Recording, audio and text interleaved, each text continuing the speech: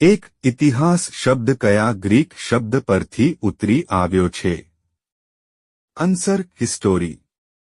2. ભારતીય ઇતિહાસના પિતા તરીકે કોને ઓળખવામાં આવે છે?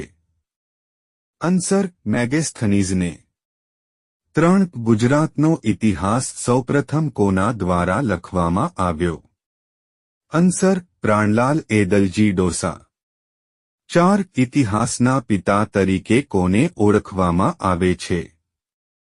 આન્સર હેરોડોટ્સ. 5. ગુજરાત પુરાતત્વ વિશેનું સૌપ્રથમ પુસ્તક લખનારનું નામ જણાવો. Answer Hasmukh Sankaliya. 6. Archaeology of ગુજરાતની રચના કોણે કરી? આન્સર હસમુખ સાંકળિયા. 7. પ્રાચીન સમયમાં ગુજરાત પ્રદેશ કયા નામથી ઓળખાતો હતો? આન્સર આનર્ત. 8. ગુજરાતનો ઇતિહાસ મુખ્ય કેટલા ભાગમાં વહેંચાયેલો છે? આન્સર 3. 9. મૌર્યકાળ અને ગુપ્તકાળમાં સૌરાષ્ટ્ર કયા નામથી ઓળખાતું? આન્સર સુરાષ્ટ્ર. 10.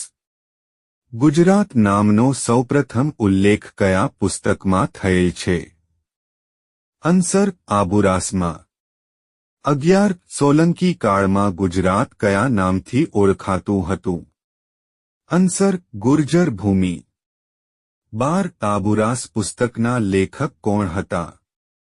આન્સર કવિ પાલ્હણ. 13. મધ્ય પ્રાચીન પાષાણ યુગને શું કહે છે? આન્સર કુલક સંસ્કૃતિ.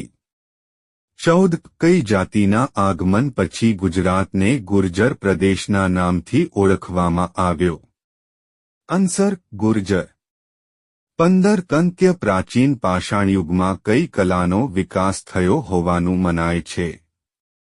આન્સર ચિત્રકલા અને કોતરણી કામ. 16. મધ્ય પાષાણ યુગમાં ઓજારો શેમાંથી બનાવવામાં આવતા હતા? આન્સર નાના પથ્થરો. 17. નૂતન પાષાણ યુગના અંતમાં પ્રથમ કઈ ધાતુની શોધ થઈ હતી? આન્સર તાંબા. 18. મધ્ય પાષાણ યુગમાં ઓજારોને કયા નામથી ઓળખવામાં આવતા હતા? આન્સર માઇકોલિથિક અથવા સૂક્ષ્મ પાષાણ. 19. પ્રાગ ઐતિહાસિક યુગના પિતા તરીકે કોને ઓળખવામાં આવે છે? આન્સર કનિંધમને. 20. ભારતીય પુરાતત્વ સર્વેક્ષણની સ્થાપના કોણે કરી?